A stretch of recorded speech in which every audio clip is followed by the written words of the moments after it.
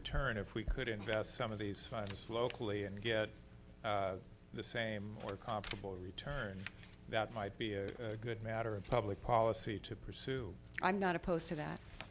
And then likewise, do these investments tend to be invested directly with someone who is making the proposal, or do they go through brokers? Right now we have 3 traders that we deal with. I have an advisor that I work with. There are 3 other counties, and basically what our advisor does is he commingles our fund. Like if I have $5 million, maybe the other counties have $5 or $10 million, he'll buy a $20 million piece. So we have more securities available to us because of how it's done. But the 3 traders that we have are in New York. Mm-hmm. They're on Wall Street. So, mm-hmm. So that's what the local entities would be dealing with. Right. So, but I'm not opposed to that at all. Mm-hmm.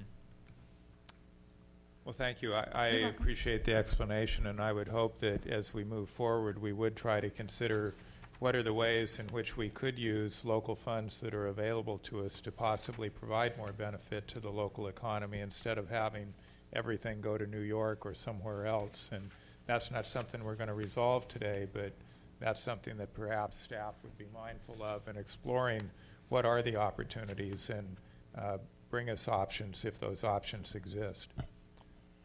Supervisor McGowan, you remind me of when I come on this board in 1995, because you go back to that year, I brought up the same exact question, and what I found out was either our local banks or financial institutions, they weren't willing to participate, or they didn't feel they could compete, or they just weren't interested. For instance, I thought it would be a good idea if we could shove some of our local investing authority, for instance, into the bank in Covelo to help because the more a bank receives in deposits, the more they can actually put out, but they just simply weren't interested. So I've already been through this process and found out.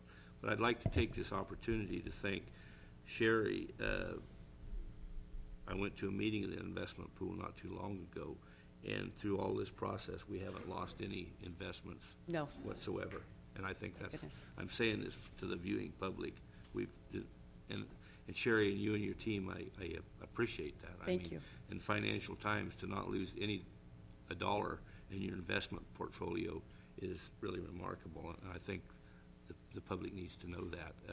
Supervisor Colfax? Well, I'm glad to hear that, Supervisor, because when they mentioned that all of our agents are on Wall Street, I would have thought that would have gotten a louder chuckle in this crowd. I guess people are doing pretty well out there. I'd be the exception. I don't see this as a policy. I see this as a report on what we do. The only thing I can see in here is yield is definitely considered to be of much lesser importance than safety, liquidity, or availability. That's about as far as I can get it with policy, but I can't think of that as a sufficient policy. I think the issues you raised back in the olden days when you were on the board maybe need to be raised again. I think here this is coming before us in a number of circumstances, and I'm a little wary of being ignorant as to who are the people that are investing this money and what are they investing it in. Perhaps that is available.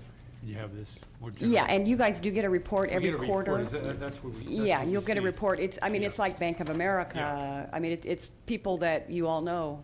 Yeah. I mean, you all know the entities, so we know the entities. It's big, right. And prior to September, the take was they were too big to fail, but of course that went out the window in September. So. Yeah. Well, that's it.